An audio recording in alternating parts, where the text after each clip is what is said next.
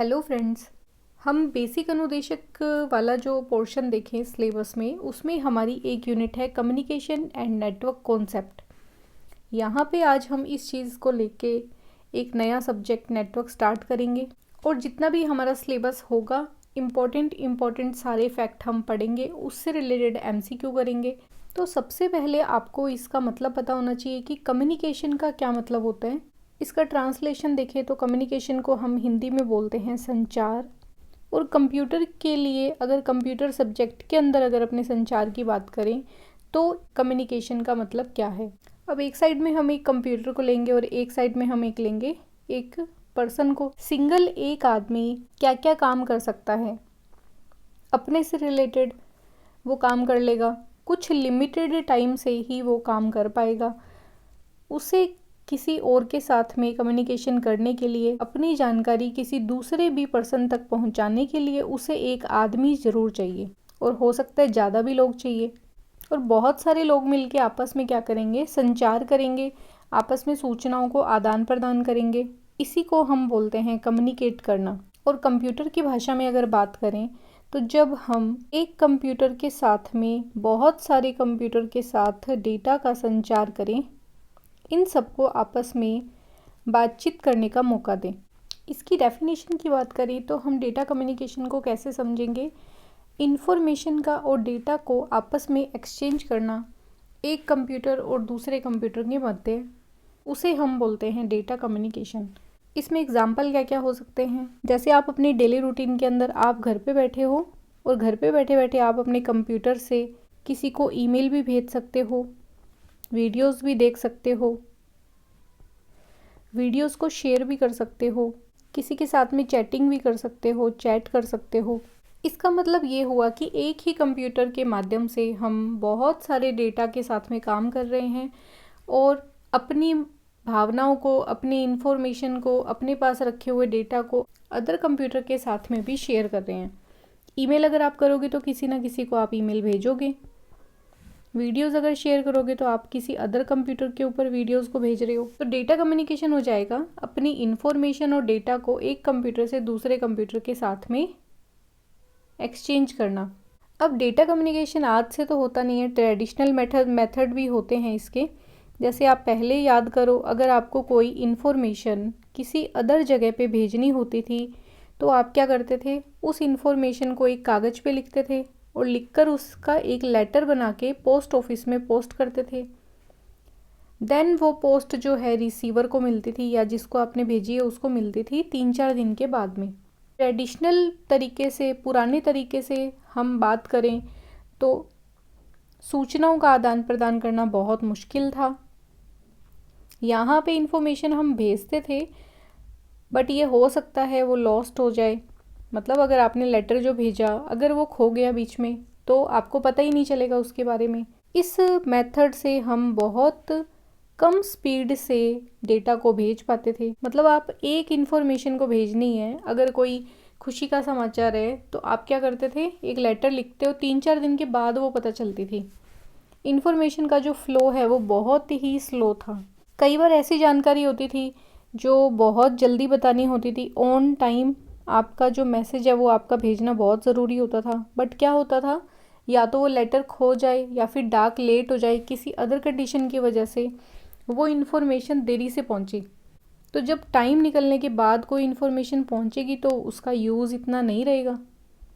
जैसे किसी बच्चे की जॉब लगी और जॉब लेटर है वो पोस्ट ऑफिस से आ रहा है बट वो किसी कारण से लेट हो गया, और जिस दिन इंटरव्यू था, इंटरव्यू के दिन उसे वो लेटर मिला, है ना। तो वो अब कितना भी भागे, कैसे भी करके जाए, वो वहाँ तक नहीं पहुँच पाया। तो इससे हमें पता चला इन्फॉर्मेशन डिले बहुत ज़्यादा होती थी। तो इनके बहुत सारे नुकसान थे।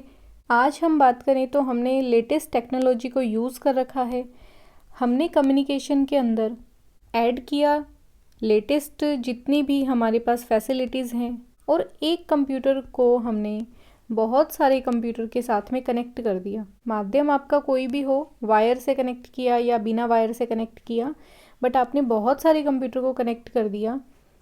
सूचनाओं का जो संचार है वो बहुत ज़्यादा फास्ट हो गया। एक्यूरेट इन्फॉर्मेशन जाती है बिल्कुल भी, कोई बीच में उसको चेंज नहीं कर सकता, इन्फॉर्मेशन लॉस्ट नहीं हो सकती।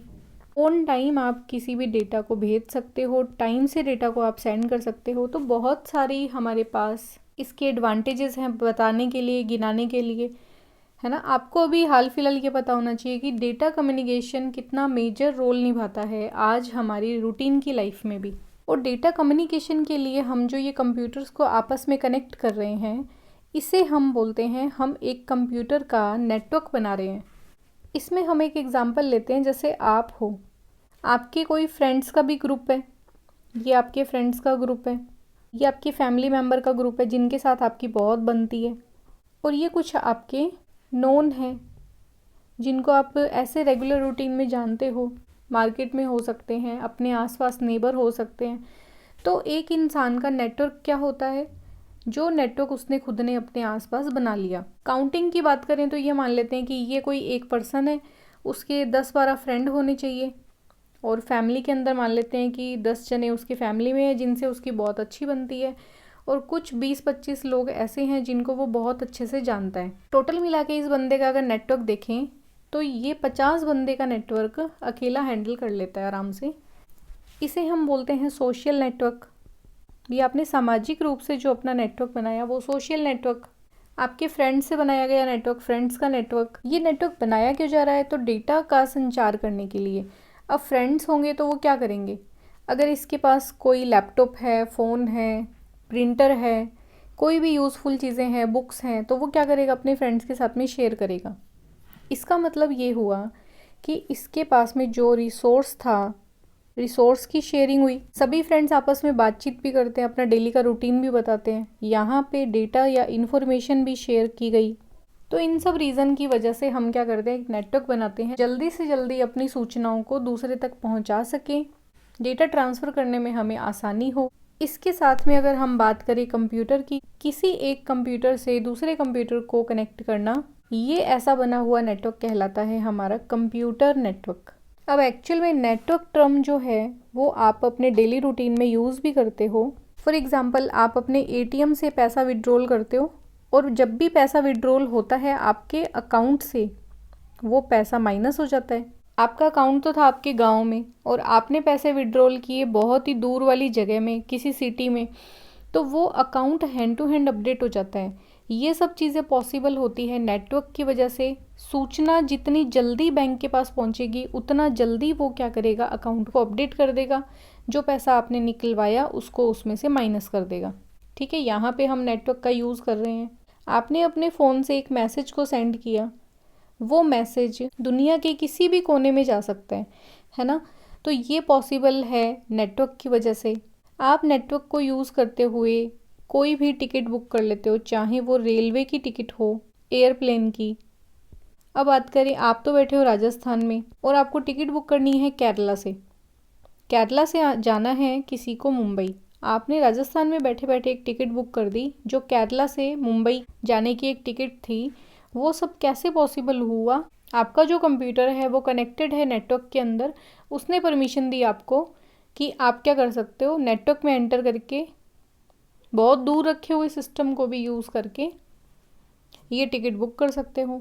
रेगुलर रूटीन में आप अपना टीवी देखते हो, टीवी पे ब्रॉडकास्ट होता है, ब्रॉडकास्ट वो बहुत दूर से हो रहा है, बट आपको रेगुलर रूटीन में वो टीवी दिखता है। पूरे भारत में जो चैनल दिए गए हैं वो सब जगह एक जैसे एक टाइम पे चलते हैं, उनमें कोई भी आगे पीछे नहीं होता, अलग अलग उनका टाइम नहीं होता, बिल्कुल सेम टाइम पे सब चल रहे होते हैं। ये चीज़ें भी पॉसिबल होती है नेटवर्क की वजह से। तो इसके अगर हम एक प्रॉपर डेफिनेशन की बात करें कि कंप्यूटर नेटवर्क क्या होता है, कि जब दो या दो से ज़्यादा हम कंप्यूटर को इंटरकनेक्ट कर देंगे, आपस में जोड़ देंगे, उससे बनने वाला जो एक नेटवर्क होगा उसको हम बोलेंगे कंप्यूटर का नेटवर्क। और इंटरकनेक्शन से हमारा क्या मतलब है, इंटरकनेक्टेड का मतलब है ये जितने भी कंप्यूटर हमने इसमें कनेक्ट किए, ये सब आपस में कैपेबल होने चाहिए डेटा को एक्सचेंज करने के लिए, इंफॉर्मेशन को एक्सचेंज करने के लिए, या फिर अपने अपने रिसोर्सेज को शेयर करने के लिए। और ये सभी कंप्यूटर क्या होंगे, ऑटोनोमस कंप्यूटर होंगे, मतलब हर व्यक्ति का अपना एक अलग सिस्टम होगा, इंडिपेंडेंट सिस्टम होगा, उसका जो कंट्रोल है वो किसी अदर कंप्यूटर के पास नहीं होगा, है ना। खुद का एक पर्सनल कंप्यूटर है, उसे हमने जोड़ा है नेटवर्क के अंदर, उसका कंट्रोल हम ही करेंगे। हमारे कंप्यूटर का कंट्रोल सारा हमारे पास है, हम उसको कब ऑन करेंगे ऑफ करेंगे वो सब हमारा कंट्रोल है। बट उसे हमने कम्युनिकेशन के लिए, डेटा संचार के लिए नेटवर्क में जोड़ दिया, इस वजह से उससे बनने वाला नेटवर्क जो होगा वो है कंप्यूटर का नेटवर्क। एक नेक्स्ट क्वेश्चन जो हमारे दिमाग में आएगा, हमें नेटवर्क की ज़रूरत क्यों है, कि क्यों जोड़ने हैं हमें कंप्यूटर एक दूसरे से।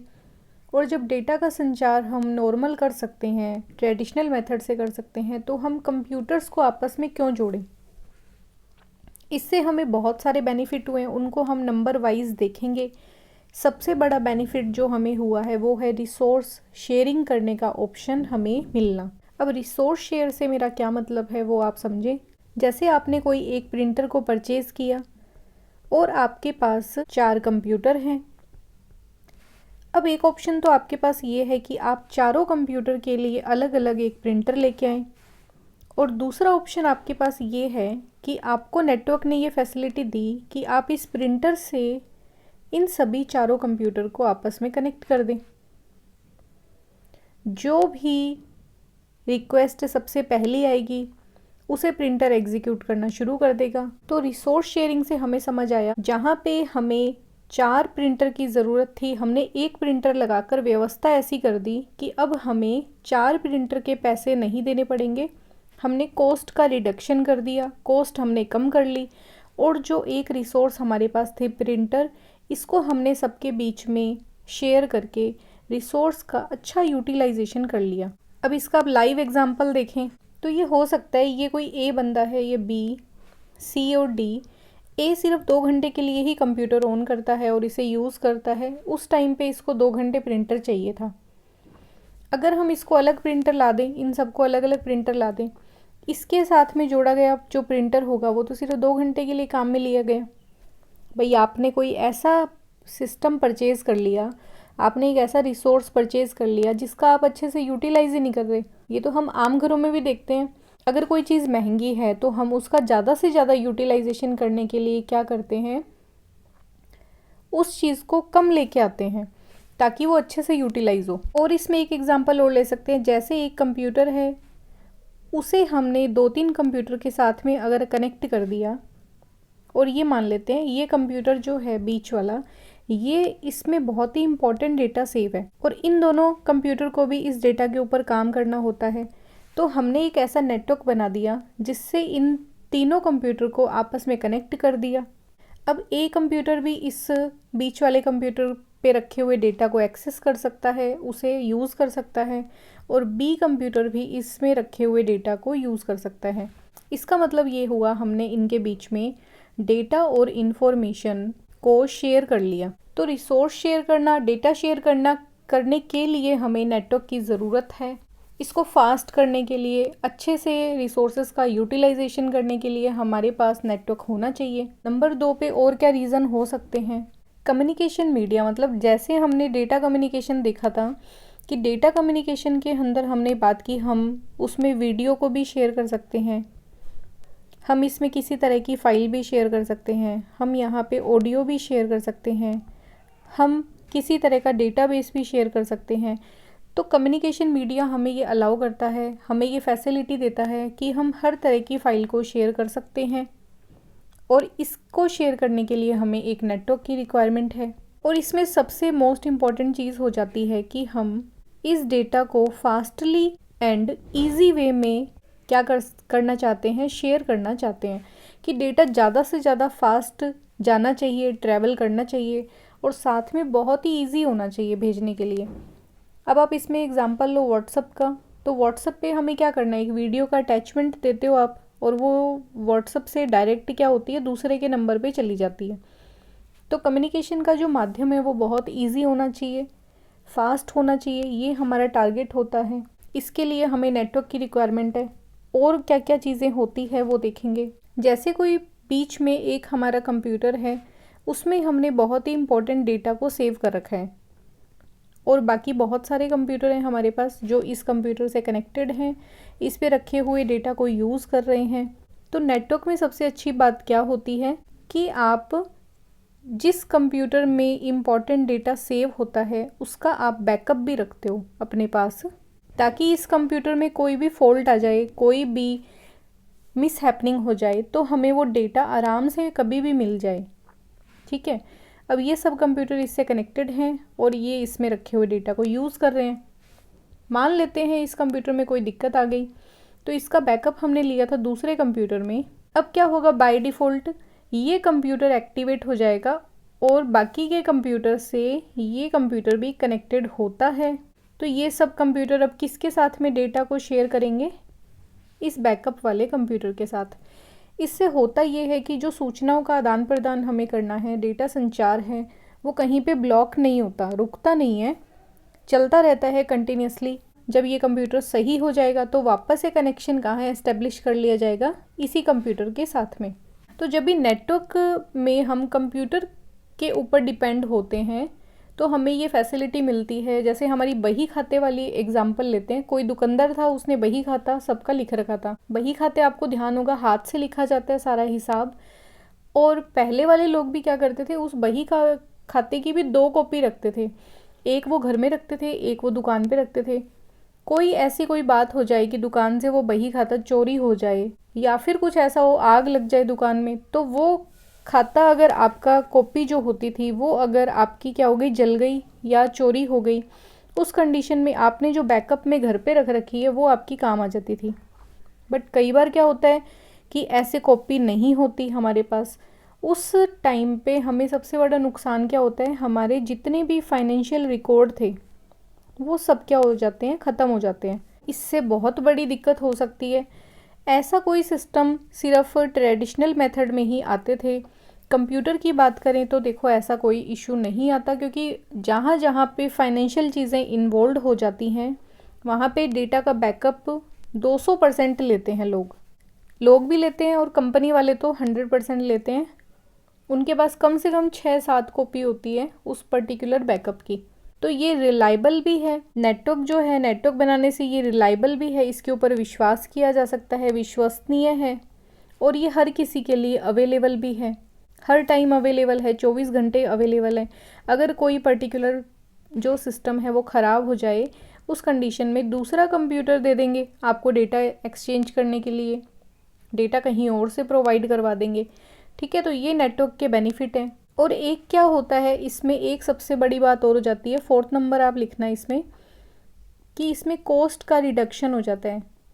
जैसे कोई एक कॉस्टली डिवाइस थी, यहाँ पे हमने प्रिंटर का एग्जांपल लिया था, तो प्रिंटर एक महंगी डिवाइस थी, उसको हमने क्या किया, बहुत सारे कंप्यूटर के बीच में शेयर कर दिया। हो सकता है हमें 4 प्रिंटर लाने की ज़रूरत थी, बट हमने कॉस्ट को कम कर दिया उस प्रिंटर को शेयर करके। तो कॉस्ट रिडक्शन भी हम नेटवर्क के थ्रू कर सकते हैं, जो हमारे लिए, यूज़र के लिए बहुत ही ज़्यादा बेनिफिशियल है। इसका जवाब यही हो जाएगा कि ये जो हमने 3-4 क्राइटेरिया देखे, इनकी वजह से हमें नेटवर्क की ज़रूरत होती है। इस वजह से हम कंप्यूटर नेटवर्क को स्पेशली यूज़ करते हैं, सब कंप्यूटर को आपस में जोड़ने के लिए। इसलिए हम इतना ज़्यादा इन्फोर्स करते हैं, इंटरनेट का यूज़ करते हैं। नेटवर्क का यूज़ कहाँ कहाँ पे किया जाता है वो चीज़ हम देखेंगे।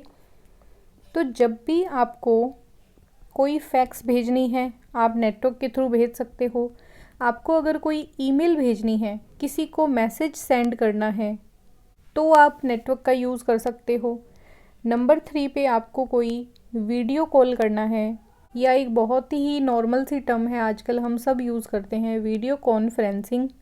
कोविड के दौरान में जहाँ पे कार्यालय जो काम करते थे उसमें एम्प्लॉयज़ की मीटिंग होती थी, बट आजकल वो मीटिंग वीडियो कॉन्फ्रेंसिंग के माध्यम से होती है। वो टेक्नोलॉजी भी नेटवर्क की वजह से ही पॉसिबल हो पाई।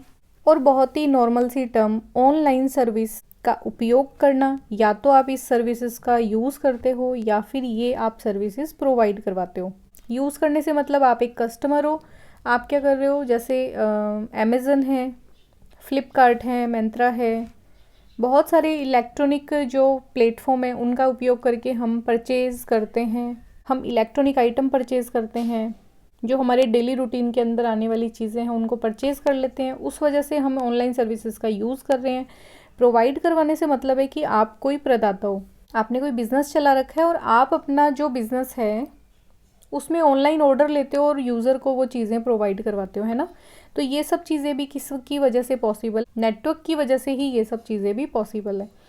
इसमें एक बहुत ही इम्पॉर्टेंट फैक्टर है जो हमें ध्यान रखना है।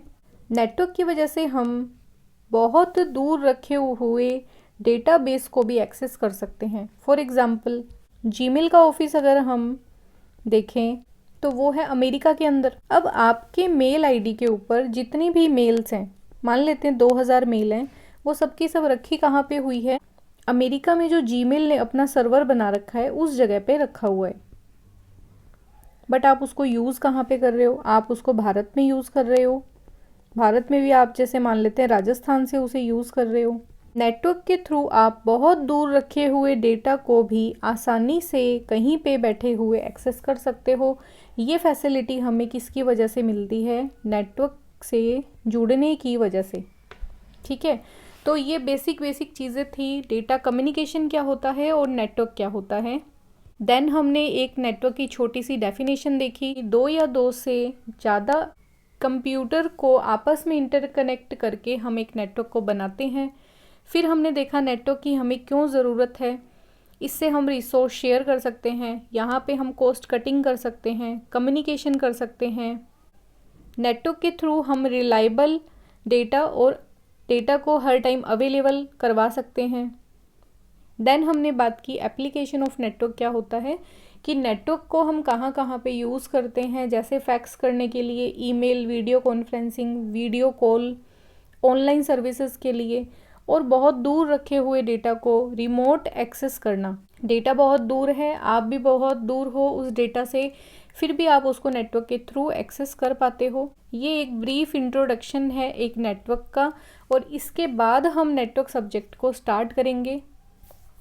एक्चुअल में देखेंगे कि नेटवर्क कैसे काम करता है, और साथ साथ में हम आए हुए न्यूमेरिकल्स के ऊपर भी डिस्कस करते रहेंगे। तो मिलते हैं नेक्स्ट वीडियो में नेक्स्ट टॉपिक के साथ में। अगर वीडियो आपको अच्छा लगा तो आप इसे लाइक करें, चैनल को सब्सक्राइब ज़रूर करें। Thanks for watching.